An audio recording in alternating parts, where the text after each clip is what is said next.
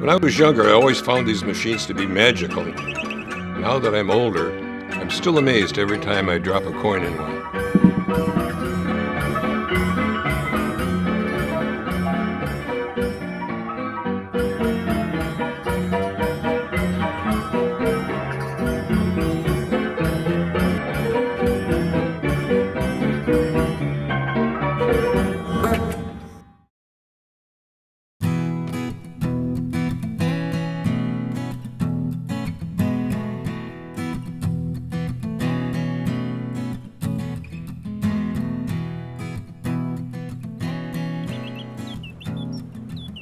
My name is Carl Moss, and I'm a collector and preserver of automatic music machines.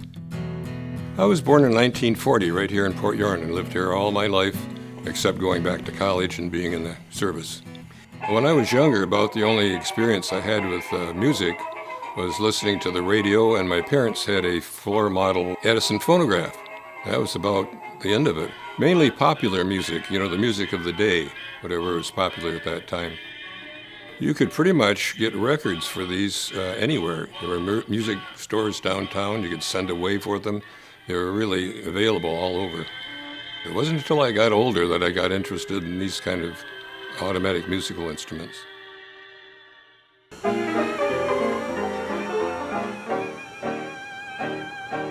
First time I got interested in these automatic music machines, when I was on vacation, I went to a place in North Carolina where a dealer had a huge collection of these, and it just turned me right on.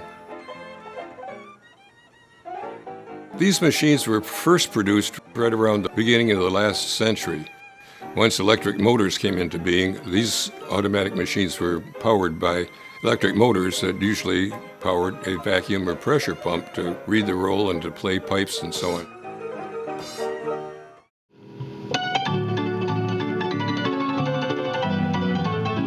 Well, when the movies were first introduced, one critic said the only thing you could hear was loud talking of the audience because there was no music or whatnot to accompany the what we saw on the screen.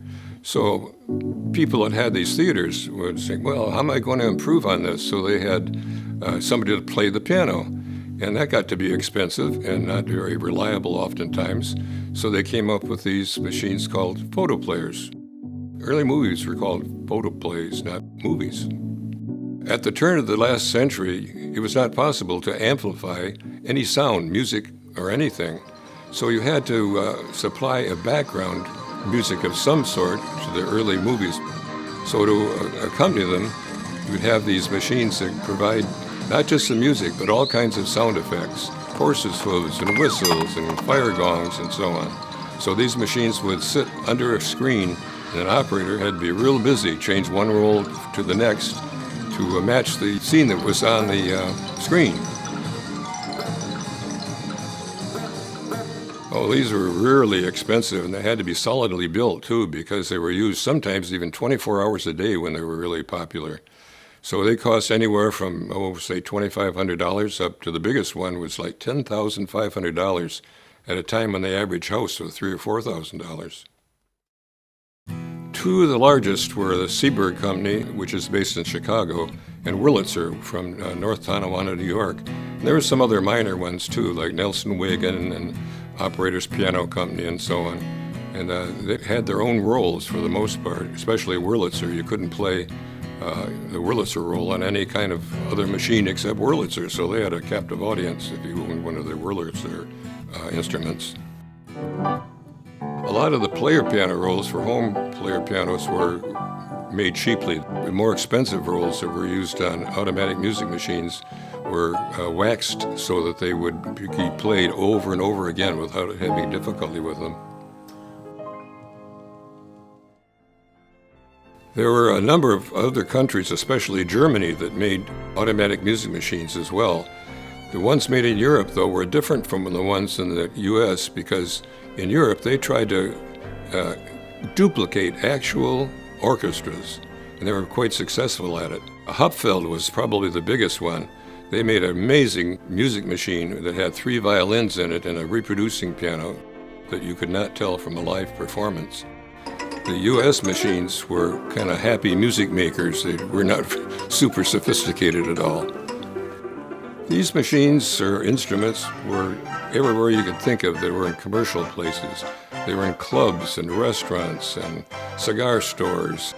They even had them in the lobbies of music theaters to attract people to come in.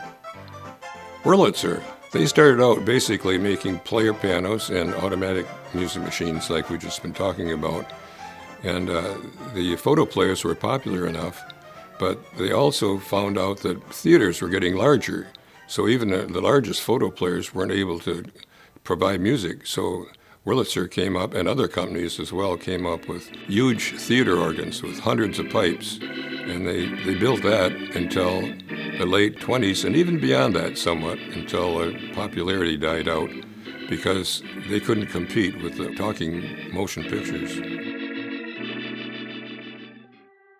When you could amplify music, everything went away that had to do with these Fotoplayers. Jukeboxes came out. You had radio that was loud enough to be heard, unlike the early Edison machines. So in 3 or 4 years, these machines were obsolete. Of 7,000 or 8,000 of these made, there are only about a couple dozen left.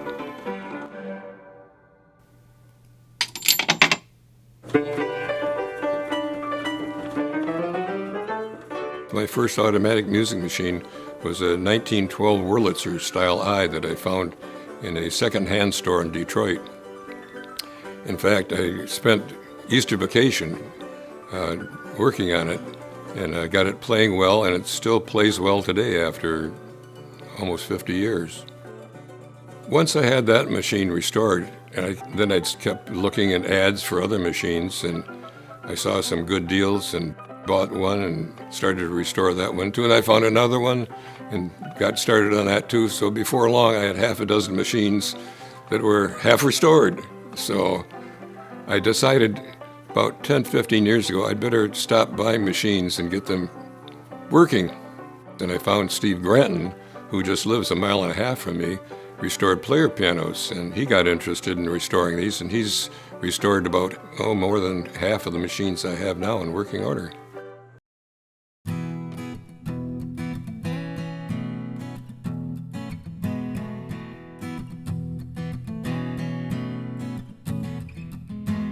Hello, my name is Steve Grattan, and I restore and service automatic musical instruments. I started rebuilding player pianos in 1972. I just like the mechanisms. Looking at the mechanisms, open the door and see the parts and see the parts working. I really started with the automated music machines in high school in 1972 when I learned how to rebuild the first one. It was built by a company called Lyric, a very obscure little player company, and we've never been able to find any parts for it, so I just make them. The most challenging part is finding parts and information, learning what some things are supposed to do. For instance, my friend Joe Ronaldo on YouTube has got one like this, but it's not like this inside. So there's all kinds of different variations that they built. It's like sometimes you swear they did cars. When I need parts, I have to make most of what I need. Piano strings and piano parts are pretty much readily available, but as far as valves, gaskets, seals, none of it's available. We have to make it all. I make jigs to cut them out, or tools for my drill press to cut them, or whatever is needed. Valve parts are made of leather, paper, cardboard, different kinds of leather that are only like 0.02 of an inch thick. Other parts that they used inside were Bakelite, clay, dried clay, which worked okay in dry climates, but in wet climates it wasn't so good. The parts are made of leather and wood. Sometimes it's metal. Sometimes we have to have parts stamped. So I try to find somebody that has done it before, and most of those I find on the West Coast. 3D printing is becoming big in some of the parts. I have friends that do 3D printing in making gears and pulleys. Sometimes they were made of Bakelite or something like that, and they can be made 3D. If I found one sitting in a barn, there would probably be more value to sell the parts, unless it's some specific models like a Seeburg H or a Seeburg G. Some of those are worth $250,000 restored, and those are definitely worth restoring. I've seen a lot of instruments that were very obscure. There used to be a piano factory in Port Huron, and nobody in the city government knows anything about it. But I found it in a old music trades magazine, and it reviewed their first piano. It says they might as well go out of business now and avoid the rush. And they said that back in 1902.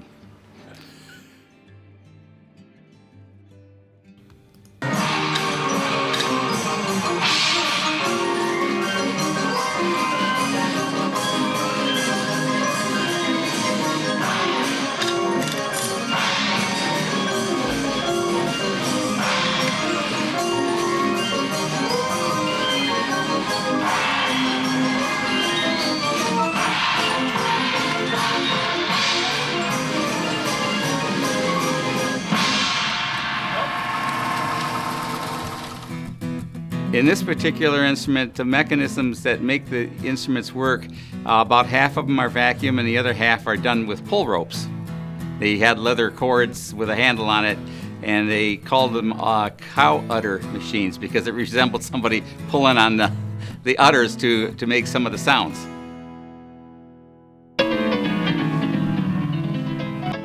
My favorite part of these machines is when you get one working again. It hasn't worked in 50 or 100 years. Sometimes you don't know if it's working right without seeing another one, which is why when I could have it opportunity to see other ones, I try to do it. But unfortunately, most of the other ones that are restored now, they won't let you touch them. Let me look inside. No. The one we just brought in, they feel there's 4 or 5 of them left in the world of this particular model. My friend out in California has one that, in an extensive book that was just done by Art Riblitz, says there are none known. But this guy didn't know about that book being written when he found it, so I'm trying to get the two of them together to prove that there is one.